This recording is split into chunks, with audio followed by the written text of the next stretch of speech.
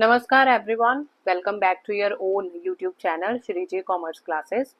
तो हम audit series में डिस्कस कर रहे हैं clause wise 3CB 3CD report के क्लॉजेस के बारे में।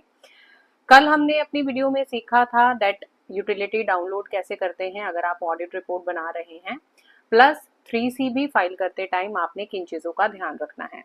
आज हम शुरू करेंगे फॉर्म 3CD 1 to 8 क्लॉज, जो फर्स्ट क्लॉजेज हैं उनके बारे में डिस्कशन करेंगे।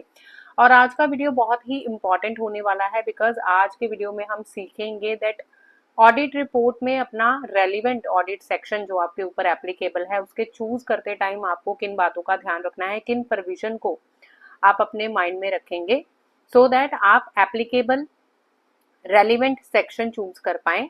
तो वीडियो के अंत तक बने रहिएगा और अगर आपने मेरे चैनल को सब्सक्राइब नहीं किया है तो जल्दी से सब्सक्राइब कर लीजिए। चलिए, जैसा कि आप स्क्रीन पर देख सकते हैं दैट हमने 3CB वीडियो में कंप्लीट कर लिया है। नेक्स्ट सेक्शन है फॉर्म नंबर 3CD जिसको आज हम स्टार्ट करेंगे। आपने प्रोवाइड डिटेल्स पे क्लिक करना है। प्रोवाइड डिटेल्स पे क्लिक करने के बाद विंडो ओपन हो जाएगी जहां पर आपसे part A and part B particulars, statement of particulars required to be furnished under section 44AB of Income Tax Act 1961 in part A and part B पूछा जा रहा है clauses 1 to 8। आप देखेंगे जब आप clauses 1 to 8 पे क्लिक करेंगे तो ड्रैग ड्रॉप ऑप्शन में आपको modify if required का ऑप्शन आएगा। आप मॉडिफाई पे क्लिक करेंगे, आप देखेंगे मैंने कोई भी इंफॉर्मेशन अभी फिल नहीं की है, ऑटोमेटिकली रीफिल होके आ रही है ये ऑप्शन 3CD से, जो हम फाइल करते हैं 3CD से पहले, जहां पे डिक्लेरेशन दी जाती है बाय प्रोफेशनल एंड क्वालिफिकेशन की समरी दी जाती है। 3CD डिटेल्ड रिपोर्टिंग है उन क्वालिफिकेशंस की। तो सबसे पहले 3CD के क्लॉज 1 में आपसे एसएससी का नेम पूछा जाता है। आपने यहाँ पर कुछ भी फिल नहीं करना, ऑटोमेटिकली रीफिल होके आएगा फॉर्म 3CB से। सेकंड क्लॉज है address of the assessee. Again आपने यहाँ पर कुछ फिल नहीं करना, ये भी ऑटोमेटिकली रीफिल्ड आएगा अगर आपने इससे पहले फॉर्म 3CB फिल किया हुआ है। Third clause is about permanent account number, जहां पर आप अपने क्लाइंट या असेसी का परमानेंट अकाउंट नंबर मेंशन करेंगे, आधार नंबर मेंशन करेंगे। फोर्थ क्लॉज है whether the assessee is liable to pay indirect tax like excise duty, service tax, sales tax, goods and service tax, customs duty etcetera. If yes, please furnish the registration number और GST number और any other identification number allotted for the same.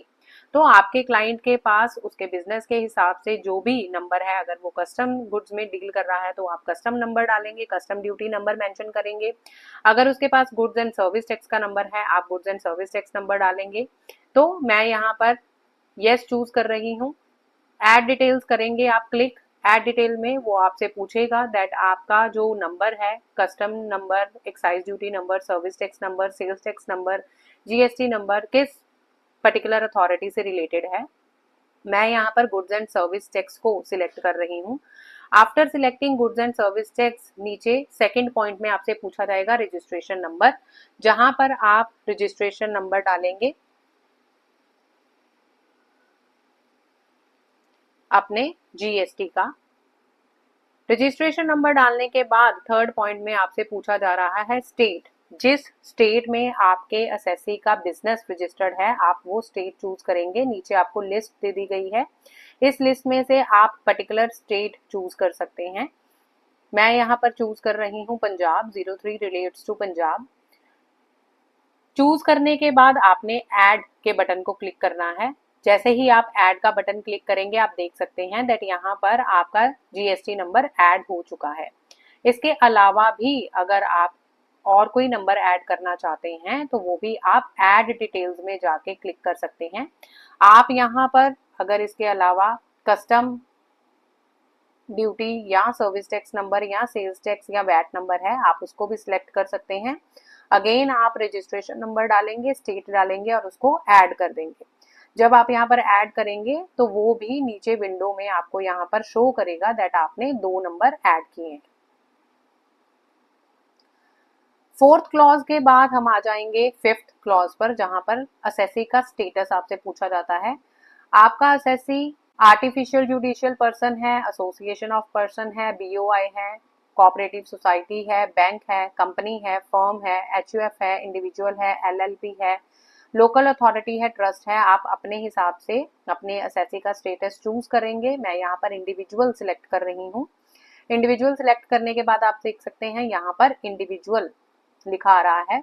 Previous year automatically refilled है from form 3CB। Assessment year, क्योंकि हम यहाँ पर audit report बना रहे हैं फाइनेंशियल ईयर 1 अप्रैल 2023 से 31 मार्च 2024 की, तो हम यहाँ पर रेलिवेंट असेसमेंट ईयर फिल करेंगे 2024-25। अब इस वीडियो का सबसे इंपॉर्टेंट क्लॉज जो है clause number 8, indicate the relevant clause of section 44AB under which the audit has been conducted. ये हम सब जानते हैं दैट ऑडिट रिपोर्ट की प्रोविजन रिक्वायरमेंट सेक्शन 44AB में दी गई है, लेकिन आगे इसके पार्ट्स दिए गए हैं। आपने अपने बिजनेस के हिसाब से सेक्शन कैसे चूज करने हैं वो हम इस वीडियो में सीखेंगे। सेक्शन 44AB देखिए, सेक्शन चूज करने से पहले सबसे पहले इस चीज की क्लैरिटी अपने माइंड में होना जरूरी है दैट अगर आपके बिजनेस में आपकी टर्नओवर, सेल्स या ग्रॉस रिसीट एक्सीड करती है ₹1 करोड़ तो आपके लिए ऑडिट मैंडेटरी है। इस लिमिट को बढ़ाकर कर दिया गया था असेसमेंट ईयर 2024-25 के लिए 10 करोड़, प्रोवाइडेड कि आपकी टोटल रिसीट या पेमेंट्स 5% ऑफ एग्रीगेट अमाउंट जितना आपने टर्नओवर या ग्रॉस रिसीट या सेल्स का लिया है उससे ज्यादा नहीं होना चाहिए। मतलब अगर आप कैश में खर्चे कर रहे हैं, कैश में रिसीट्स ले रहे हैं, तो वो 5% से ज्यादा नहीं होने चाहिए of your total turnover, gross receipts या सेल्स। इस केस में आप 10 करोड़ तक अपना ऑडिट करवाने के लिए लायबल नहीं है। लेकिन अगर हम देखें 44AB यहाँ पर परविजो लिखा गया है। परविजो मतलब आप फॉल करते हैं, आपकी टर्नओवर 10 करोड़ से कम है लेकिन आपके aggregate receipts and payment exceed कर रहे हैं 5%, मतलब आपने 5% से ज्यादा रिसीट्स और पेमेंट जो हैं वो कैश में रिसीव की हैं, तो आप इस पर्टिकुलर क्लॉज को सिलेक्ट करेंगे। Clause 44AB subsection A, total sales turnover gross receipt of business exceeding specified limit. यहाँ पर आपके टर्नओवर को 2 हिस्सों में डिवाइड किया जाएगा। अगर आप कैश में डील करते हैं, आपकी टर्नओवर 1 करोड़ एक्सीड कर रही है तो आप इस पर्टिकुलर क्लॉज को सिलेक्ट करेंगे। अगर आपकी टर्नओवर 10 करोड़ को एक्सीड कर रही है तो विदाउट एनी रिस्ट्रिक्शंस या लिमिटेशंस आपको clause 44AB subsection A choose करना है। नेक्स्ट है clause 44AB subsection B, gross receipt of profession exceeding specified limits. Section 44AA में प्रोफेशंस मेंशन किए गए हैं। अगर आप प्रोफेशनल इनकम अर्न कर रहे हैं और आपकी प्रोफेशनल इनकम एक्सीड कर रही है 50 लाख तो आप section 44AB sub section B को चूज करेंगे, जिसकी लिमिट बढ़ाकर असेसमेंट ईयर 24-25 के लिए 75 लाख कर दी गई है, प्रोवाइडेड अगेन आपने 5% से ज्यादा रिसीट या पेमेंट्स कैश में नहीं की होनी चाहिए। नेक्स्ट क्लॉज है क्लॉज 44AB सबसेक्शन C, जिसमें 1, 2, 3 पार्ट्स दिए गए हैं। Profit and gains lower than deemed profit under section 44AE। 44AE deal करता है अगर आप कोई ऐसे बिजनेसमैन हैं जो गुड्स कैरियज मतलब ट्रक्स, लॉरीज कैरी कर रहे हैं और उनकी नंबर है लेस देन 10 तो आप पे सेक्शन 44AE लग जाएगा। 44AE, 44BB, BBB presumptive taxation के सेक्शंस हैं।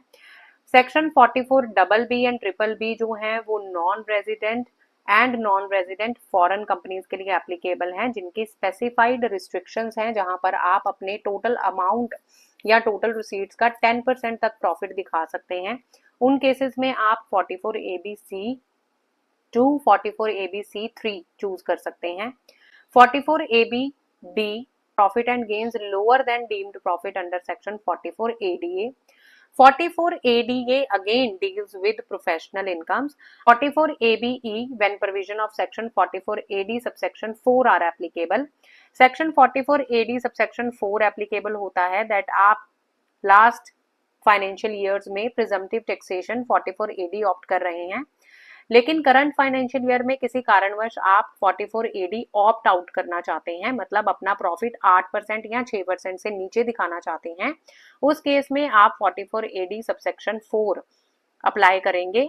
लास्ट है third provision to section 44AB audited under any other law.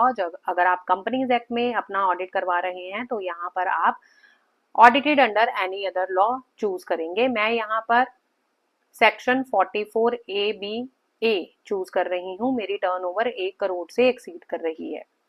इसको सिलेक्ट करने के बाद आप ऐड पे क्लिक करेंगे। आप देखेंगे जैसे ही आप ऐड पे क्लिक करते हैं तो यहाँ पर आपको पर्टिकुलर सेक्शन दिखाई देता है जिसमें आप ऑडिट करने जा रहे हैं।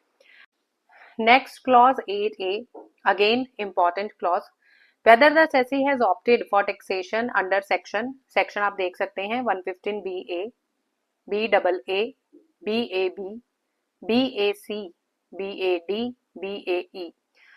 अब ये सारे सेक्शंस अगर मैं आपको डिटेल में बताने बैठूंगी तो ये वीडियो बहुत ही लंबा हो जाएगा, तो मैं आपको ब्रीफ में बता देती हूँ। सेक्शन 115BA, BAA, BAB पहले 3 सेक्शंस डील करते हैं। सेक्शन 115BAA डील करता है डोमेस्टिक कंपनीज के साथ। BAB अगेन डील करता है डोमेस्टिक कंपनीज के साथ ही, लेकिन इनकी जो एप्लीकेबिलिटी है वो डिफरेंट ईयर्स में होने की वजह से ये सेक्शंस अलग हैं और इनका टैक्स रेट भी अलग है। जैसे कि आप देख सकते हैं 115BA में टैक्स रेट है 25%, BAA में 22% एंड 115BAB में रेट है 15%, और ये तीनों सेक्शन आपकी कंपनीज के लिए एप्लीकेबल है। Section 115BAC new tax regime को रिप्रेजेंट करता है जिसमें individual, HUF, partnership firms section 115BAC को ऑप्ट करके न्यू टैक्स रिजीम के अंडर अपनी इनकम टैक्स रिटर्न फाइल कर सकती है। सेक्शन 115BAD, BAE डील करते हैं कोऑपरेटिव सोसाइटीज में। कोऑपरेटिव सोसाइटी की इनकम अगर 20,000 से एक्सीड कर रही है तो ये सेक्शंस में इनकम टैक्स रिटर्न फाइल की जाती है। तो ये थी इन सेक्शंस की ब्रीफ। मैं यहाँ पर चूज करूंगी सेक्शन 115BAC। आपके ऊपर अगर एप्लीकेबिलिटी है तो आप यहाँ पे यस करेंगे। अगर आप ओल्ड टैक्स रिजीम में रिटर्न फाइल कर रहे हैं बीइंग एन इंडिविजुअल, आपने न्यू टैक्स रिजीम फॉलो नहीं की है तो आप यहाँ पर नो ही करेंगे। यस करने के बाद नीचे आपसे पूछा जाएगा section under which option exercised, तो आपके ऊपर जो भी सेक्शन एप्लीकेबल है, मेरे ऊपर सेक्शन 115BAC एप्लीकेबल है क्योंकि मैंने न्यू टैक्स रिजीम फॉलो की है। तो आप उस पर्टिकुलर सेक्शन को चूज करके यहाँ पर अपने फॉर्म को सेव कर दीजिएगा। सेव करने के बाद आपको बाहर विंडो पे क्लॉज 1 to 8 के सामने कंप्लीटेड का बैज नजर आएगा। अगर आपको कोई भी डाउट है या आपको लगता है कि मुझे अपनी इंफॉर्मेशन को चेंज करना है, आप अगेन मॉडिफाई इफ रिक्वायर्ड पे क्लिक कर सकते हैं। मॉडिफाई पे क्लिक करने के बाद जो ऑटो रीफिल्ड इंफॉर्मेशन है जो 3B से इंपोर्ट होके आपके फॉर्म 3CD में आई हैं वो आप चेंज नहीं कर सकते। उनको चेंज करने के लिए आपको अगेन फॉर्म 3CB में मॉडिफिकेशंस करनी पड़ेंगी। लेकिन जो फॉर्म आपने 3CD में चेंजेस किए हैं, जैसे कि आप देख सकते हैं अगर आप इस पर्टिकुलर नंबर को चेंज करना चाहते हैं तो आप GST नंबर पे जहां पर आपको यहाँ पर डिस्प्ले दिख रहा है, शो हो रही है इंफॉर्मेशन, वहां पे सिलेक्ट कर सकते हैं। ऊपर आपको एडिट का बटन दिया गया है, आप एडिट पे क्लिक करेंगे तो वो आपको पहले से मेंशन इंफॉर्मेशन जो आपने अभी फाइल की है या मेंशन की है उसमें चेंजेस करने क्या अलाउ कर देगा। ऐसे ही अगर आप नीचे किसी भी इंफॉर्मेशन में चेंजेस करना चाहते हैं, आप अपना क्लॉज चेंज करना चाहते हैं, तो आप अगेन यहाँ पर क्लिक करेंगे और एडिट पे क्लिक करते ही वो आपको यहाँ पर सेक्शंस को चेंज करने का प्रिविलेज दे देगा। आप इंफॉर्मेशन चेंज करने के बाद जब आप अपनी रेलिवेंट इंफॉर्मेशन चेंज कर लेते हैं तो उसके बाद आपको अगेन ऐड बटन पे ही क्लिक करना है। ऐड बटन पे क्लिक करने के बाद आपकी इंफॉर्मेशन सेव कर दी जाएगी। आप अगेन यहाँ पर अपनी इंफॉर्मेशन को सेव कर सकते हैं और बाहर आपको क्लॉज 1 to 8 कंप्लीटेड दिखाया जाएगा। तो आज की वीडियो थी हमारी क्लॉज 1 to 8 के बारे में, जहां पे हमने डिस्कस किया है दैट ऑडिट रिपोर्ट प्रिपेयर करते टाइम आपके बिजनेस पे कौन सा सेक्शन एप्लीकेबल है वो आप डिटेल में जानते हैं। सेक्शन 44AD से रिलेटेड जहां पर आपके ऊपर टैक्स ऑडिट की क्या एप्लीकेबिलिटी है और किन केसेस में आप सेक्शन 44AD चूज कर सकते हैं, मेरे यूट्यूब चैनल पर उससे रिलेटेड फुल फ्लेजेड वीडियो है। मैं इस वीडियो में 44AD से रिलेटेड वीडियो का लिंक मेंशन कर दूंगी, आप अपनी बेटर अंडरस्टैंडिंग के लिए उस वीडियो को भी देख सकते हैं। अगर आपको ये वीडियो इन्फॉर्मेटिव लगी है, यूजफुल लगी है तो काइंडली मेरे चैनल को सब्सक्राइब जरूर कीजिए और वीडियो को लाइक कीजिए। Till then, take care. Have a nice day.